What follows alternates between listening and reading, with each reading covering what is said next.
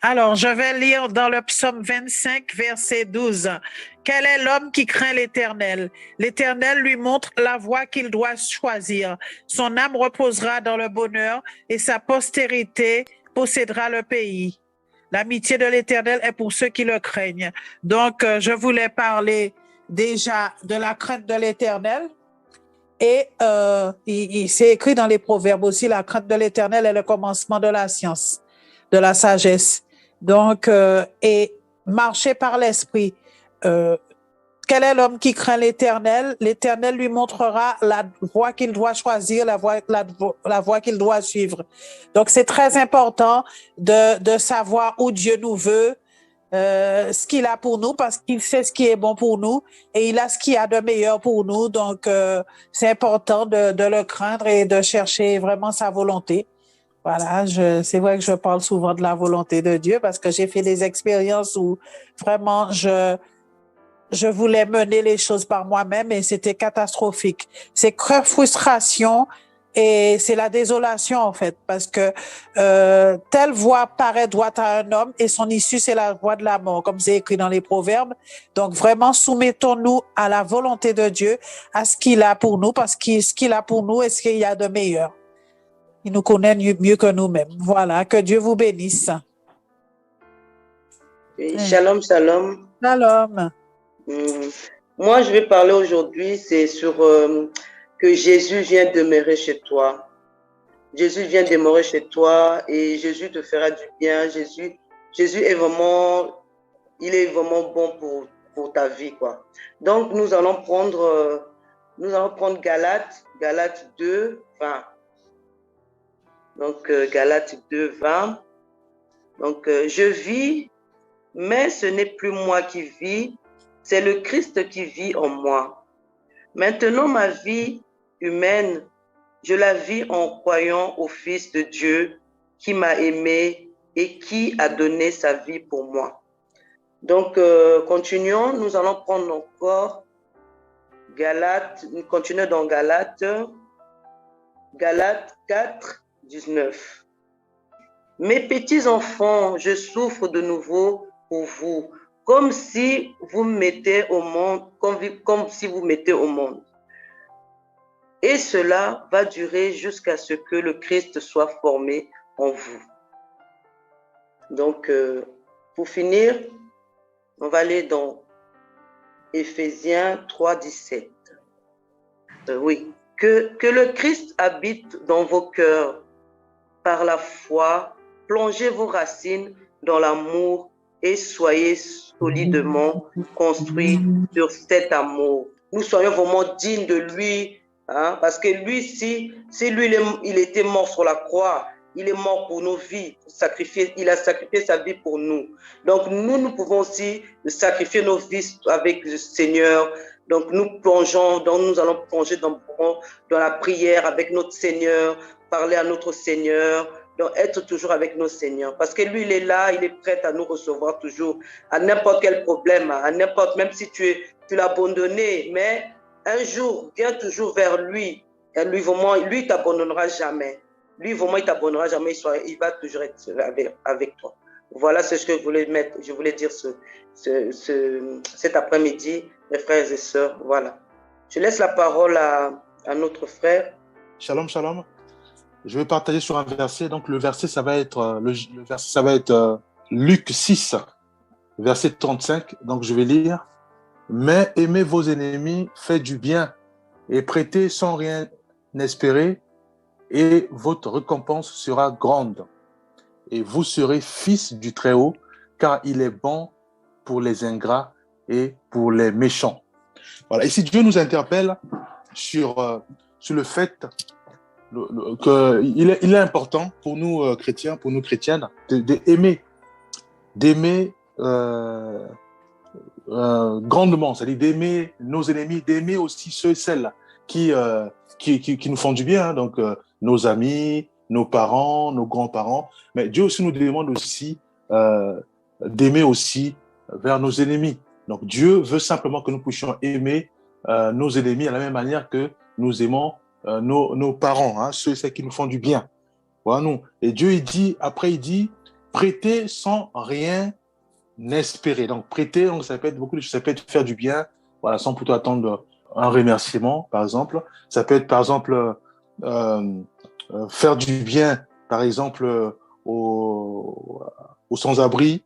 Voilà. Prier aussi pour un bien-aimé qui est malade, c'est aussi faire du bien, c'est aussi prêter. Donc, sans rien attendre que lui aussi puisse prier pour toi. Voilà. Donc, ça dit beaucoup de choses. Ça dit aussi dans le domaine financier, ça dit aussi dans le domaine administratif. Voilà, donc dans tous les domaines. Donc Dieu veut simplement que nous soyons simples, veut simplement que nous puissions espérer à notre Seigneur et il veut absolument que nous puissions manifester l'intensité, une intensité forte de l'amour envers nos prochains, de l'amour envers nos ennemis. C'est très important. Ça permet,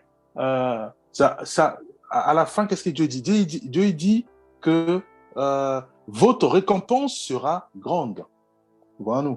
Donc, Dieu, il voit le cœur et il est important que nous puissions réaliser que Dieu, il voit le cœur. Il ne voit pas notre physique ou nos actions. Non, il voit le cœur, l'intention, le cœur. Est-ce que j'aime mon ennemi comme j'aime mon père? J'aime mon ennemi comme j'aime ceux qui me font du bien. Voilà. Et Dieu, il dit que si nous aimons nos ennemis au même titre que nos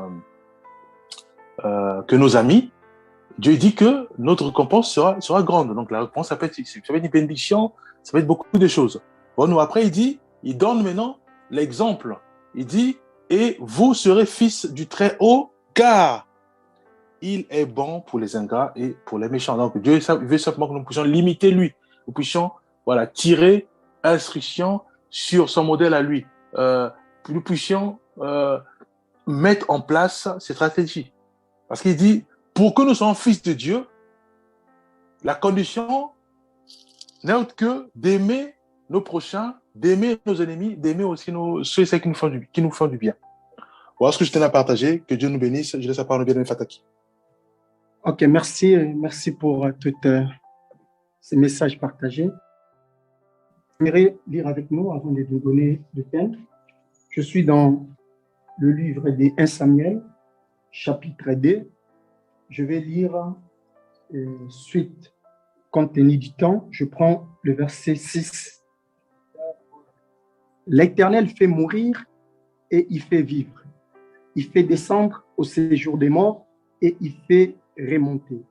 Je continue le verset 7. L'Éternel appauvrit et il enrichit. Il abaisse et il élève. Parole du Seigneur. D'autres versets, je vais nous donner et chacun peut lire dans la maison. Je vais parler sur les agents qui peuvent appauvrir la vie de l'homme sur la terre. Donc, on va voir quelques types des agents qui prient la destinée de l'homme. Lorsque nous parlons d'un agent, c'est simplement une personne qui agit pour les comptes d'autrui, pas pour ses propres intérêts, mais pour l'intérêt d'autrui. Donc, il travaille pour un particulier ou bien une collectivité. Je vais donner cette vérité avant de commencer à ouvrir.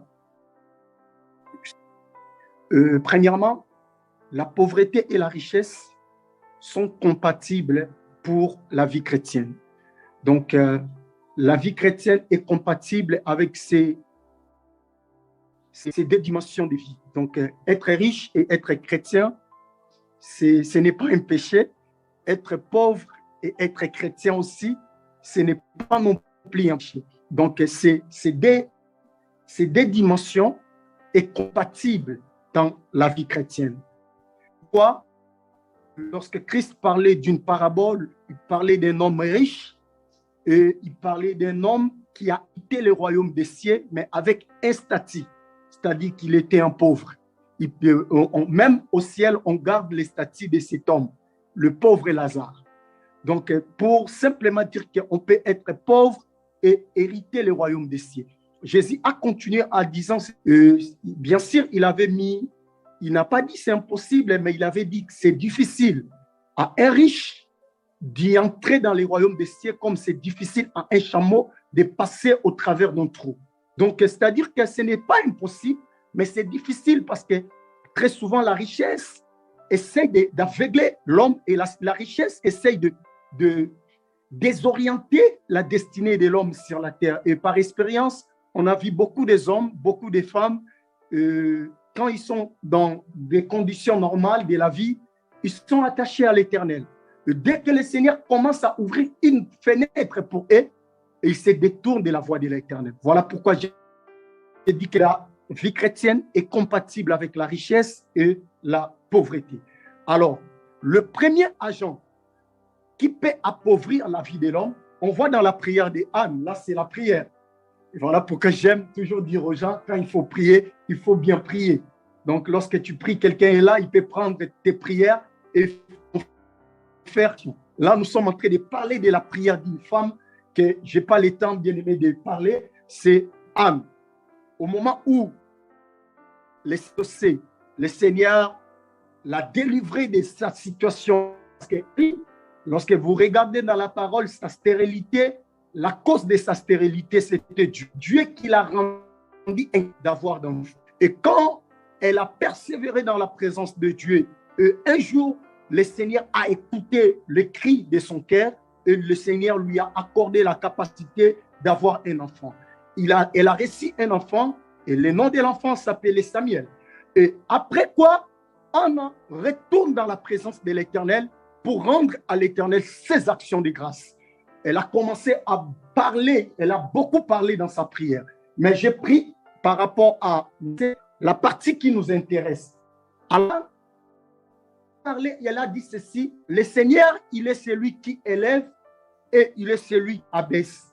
Il est celui qui enrichit et il est celui qui a. Donc, Dieu peut appeler une personne sur la terre. Dieu, le Seigneur, prions, il a la capacité d'appauvrir la destinée de l'homme. Et alors, je vais nous donner quelques raisons qui poussent Dieu à appauvrir l'homme. Premièrement, Dieu peut abaisser l'homme lorsque l'homme commence à marcher dans l'orgueil. Retournez dans l'histoire, vos Bibles, dont le livre de Daniel, il y a un roi dans le livre de Daniel qui s'appelait au nom de Nabuchodonosor. Ce roi, un jour, Dieu lui a accordé la grâce de dominer sur le royaume de Juda. Il est allé, il a détruit, il a pris même les ustensiles qui étaient bien aimés placés dans le temple de l'Éternel et il a ramené à Babylone. Il a placé cela dans le temple de leur Dieu. Et cet homme s'est considéré maintenant comme étant Dieu. Il a même établi une statue où il disait que tout le monde doit se prosterner pour adorer ces statues. Bien sûr que cela est tel parce qu'ils adoraient des dieux fabriqués par des mains des hommes, ainsi de suite. Mais lorsque vous regardez l'histoire, vous allez voir que Nabuchodonosor commençait à prendre la place de Dieu. Il commençait, regardez même lorsqu'il jetait les trois Hébreux, Meshach, Shadrach, Abednego dans la fournaise ardente. Qu'est-ce qu'il disait? Aucun Dieu ne peut vous délivrer de cet endroit. Donc pour lui, il se voyait comme le suprême. Donc personne ne peut délivrer une personne au contrôle de sa main. Il oubliait qu'il y avait un Dieu qui est le suprême. Il est au-dessus de tous les dieux. Il est au-dessus de toute domination. Il est au-dessus de toute principauté. Il est au-dessus de tout. Il est au-dessus de chaque réalité dans la destinée de la vie de l'homme ici-bas. Nous voyons que là, Dieu avait prononcé par la bouche de son serviteur Daniel que la royauté de Nabuchodonosor lui sera ravie. Et pendant au moins une année, Nabuchodonosor a commencé à manger les herbes avec les animaux. Regardez l'histoire. Donc, Dieu l'a appauvri au point où Nabuchodonosor est devenu comme un fou, plus qu'un fou, parce qu'il a commencé à manger, bien aimé, la nourriture que les animaux mangeaient. Regardez, c'est dans la Bible, je n'ai pas inventé. Donc, cela veut dire quoi? Lorsque l'homme commence par sa richesse à se considérer comme étant Dieu, parce qu'il y a des gens comme ça, ils essaient d'écraser tout le pouvoir. Ils essaient d'écraser tout le monde parce que celui que Dieu a élevé, celui que Dieu a accordé d'occuper une position quelconque même au sein des familles. Donc, il est le cadet, mais à cause de sa richesse, il veut dominer toute la vie.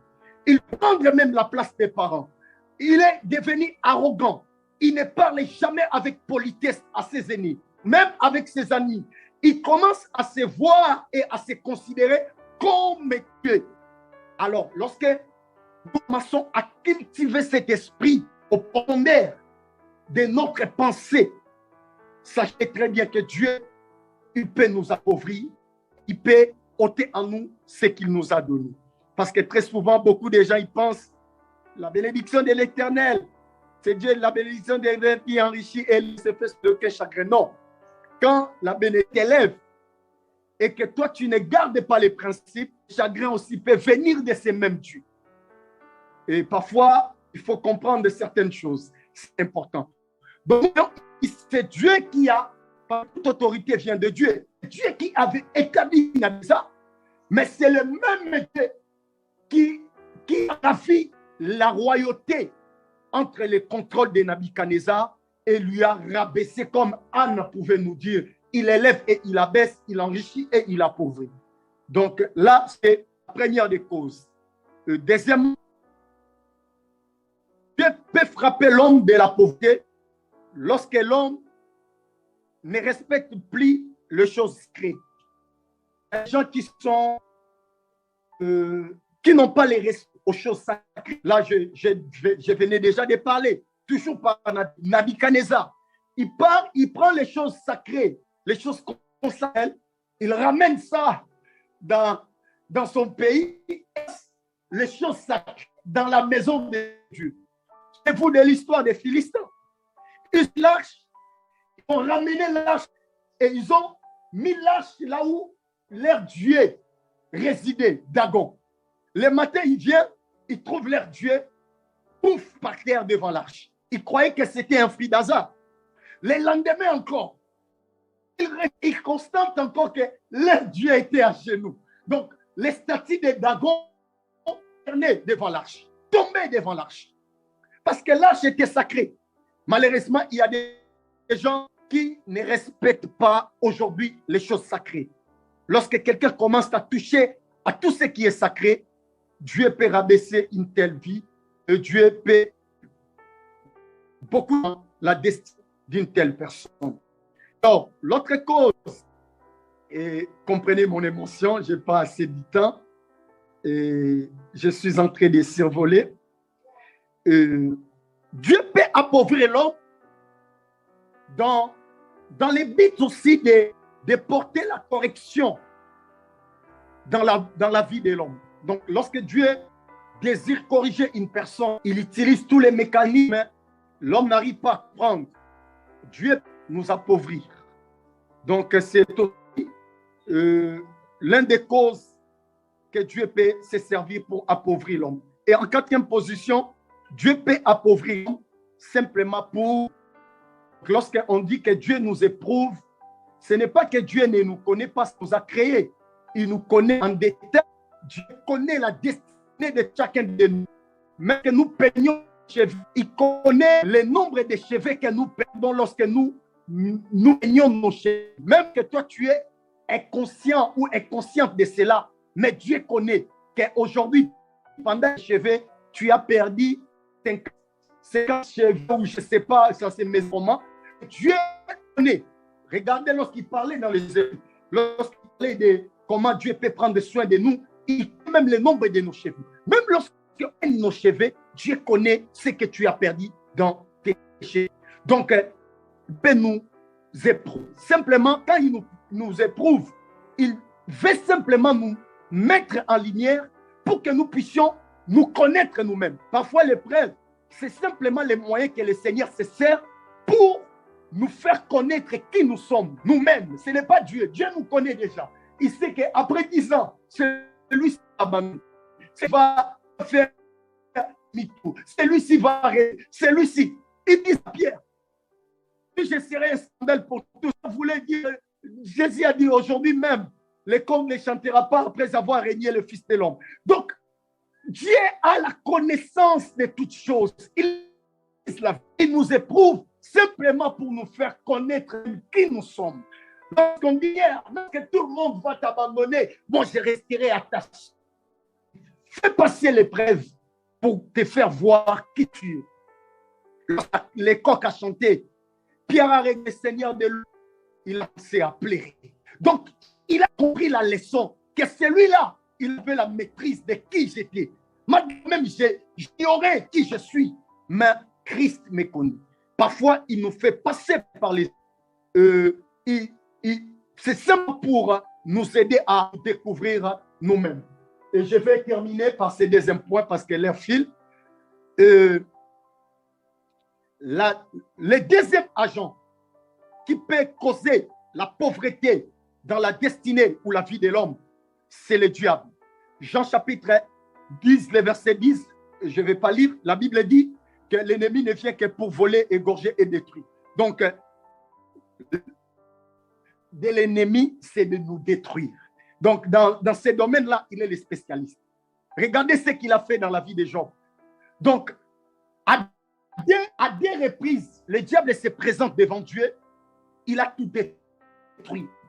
Il a déstabilisé la vie de Job dans tous les domaines. Donc, il est le spécialiste numéro 1 dans ces domaines de détruire. Donc, quand l'ennemi veut détruire, il détruit. Donc, voilà le deuxième agent qui peut causer. J'en profite pour nous donner le troisième agent. Le troisième agent qui peut appauvrir ou causer la pauvreté dans la vie de l'homme, c'est l'homme lui-même.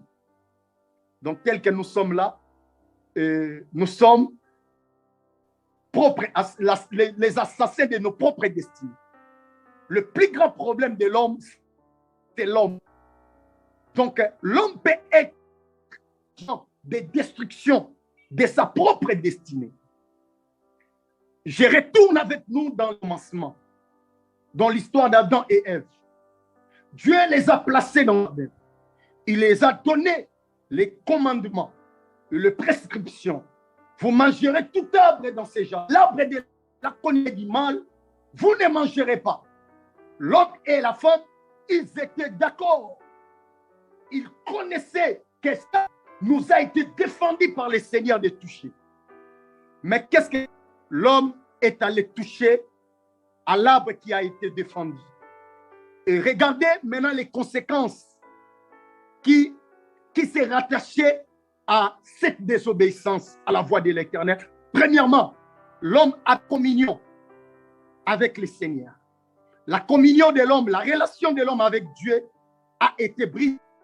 Le péché a augmenté la souffrance de la grossesse de la femme. Parce que très souvent, beaucoup de gens pensent que c'est la souffrance de la grossesse a commencé parce que la femme et l'homme ont péché. Non. La Bible parle de l'augmentation. C'est-à-dire que même si l'homme et la femme n'avaient pas péché, la femme allait toujours affronter avec douleur. Le péché a simplement augmenté cette souffrance. En troisième position, le péché a causé la malédiction du sol.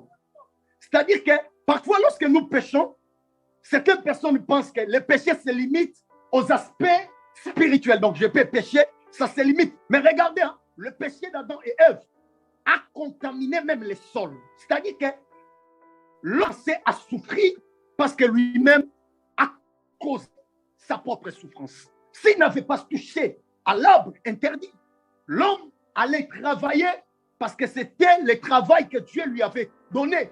Mais le travail de l'homme n'allait pas avoir beaucoup de peine comme nous souffrons aujourd'hui. Mais l'homme est allé toucher à la chose qui a été défendue. Donc cela a produit, le sol a été maudit à cause de l'homme. Et le péché a fait en fait que l'homme puisse trouver sa nourriture avec beaucoup de peine. Donc regardez ce que le péché peut faire dans la vie de l'homme. Là c'est le premier domaine, c'est le péché. En deuxième position, l'homme peut causer sa propre chute. C'est à cause de la paresse. Beaucoup de gens sont ici. La paresse, le proverbe, nous sommes Ecclésiaste, ils essayent de brosser ce domaine de la paresse. Il y a des gens qui sont paresseux,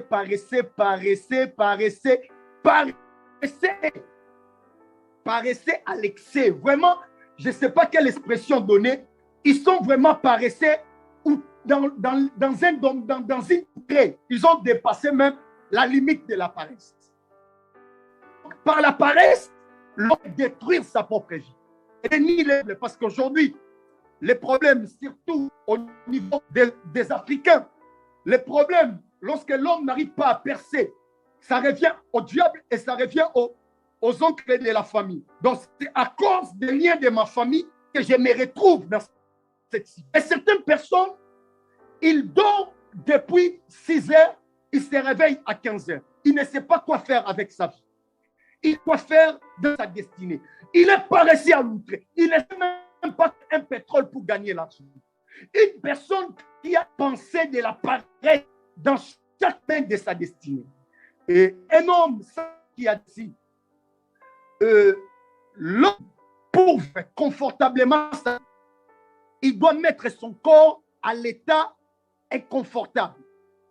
Mais les hommes veulent mettre leur corps dans l'état confortable et rester sur la terre et vivre une vie confortable. Ça, c'est pas des personnes qui vivent une vie confortable. Ils ont sacrifié leur temps, sacrifié leur corps. Ils ont, même pour se réveiller, aller au travail. C'est ça les sacrifices. Sacrifier le corps pour vivre une vie confortable. Et suite au temps, je peux m'arrêter par là et je n'aime pas beaucoup plus déborder le temps. Désolé pour cette rupture. Donc, il a dit sa parole.